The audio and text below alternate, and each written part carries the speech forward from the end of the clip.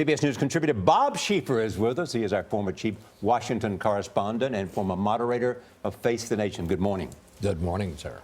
Broader question. Do you hear more and more people that you talk to think this is going to be a tight race? Yes. The general election? Yes, I do. And, you know, after seeing what we saw over the weekend in Las Vegas with Bernie Sanders people, and they're still turning out by the thousands as they did yesterday in California, I'm beginning to wonder, is he going to mount a third-party run if he doesn't get the nomination? I mean, I think Hillary Clinton is going to get the nomination. Was she about 90 delegates short of having but she the now has number she needs? He still has a never sought office as a Democrat. You really think he has no shot whatsoever, though, Bob, when you look at his campaign? Listen, he's still winning. The people are still showing up. Oh, I do think he has. I think it's a very narrow shot, but I think he does have a shot.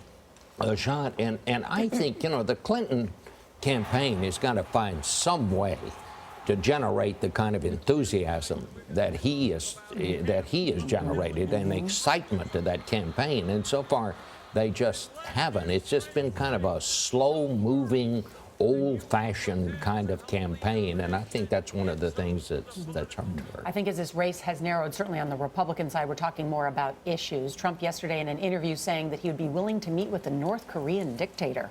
You know, I think that's very disturbing news. I would feel a lot better if Donald Trump, you know, once he gets the nomination, he's going to start getting classified briefings.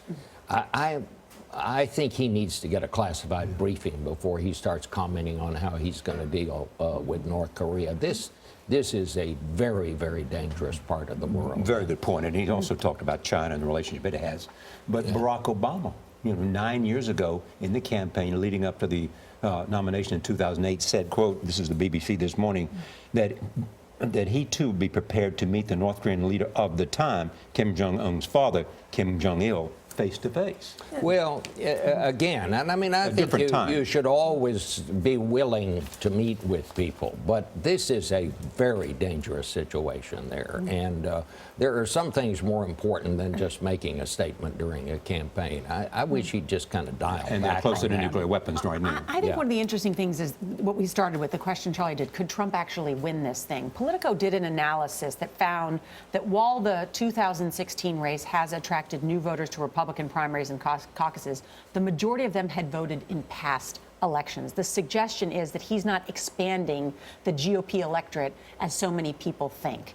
Does that suggest he'll have some problems in the general? If he's just turning out an already a group of people that already looks to the Republican Party? I think it is going to be very difficult, but I am beginning to think that Trump could conceivably win. I'm not saying I think he's going to win, but I do think it is possible that he could win. Is that because of his strength or her weakness? A little of both, I think. You know, she is having a very, very difficult time, it with seems Bernie to me. Sanders. And Bernie Sanders says... With her message. With her message. And Bernie Sanders also says, though, if there's a matchup between him and Donald Trump, that he's a better candidate to beat Donald Trump than Hillary Clinton. Well, what do you think about that? That's what several of the polls have suggested. Trump's problem is going to be, it is very difficult for anybody with the demographics of the electorate as it is today to win when you basically appeal to white people. There just aren't enough white people to do that anymore. I've said I don't know. before. I see white people everywhere. I'm looking. It's just me. You know white people? It's just me, Dana, and Brittany in the room right now. I see white people everywhere. I got it. Everywhere I go.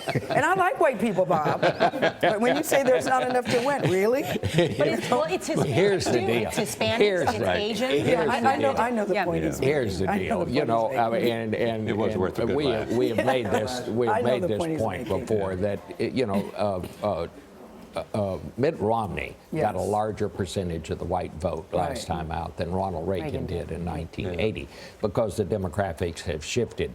He's got to find a way to broaden his appeal, but I think it's possible. I think he might actually. I didn't think it was possible before, and now I do. Yeah, a lot of people have come around to that.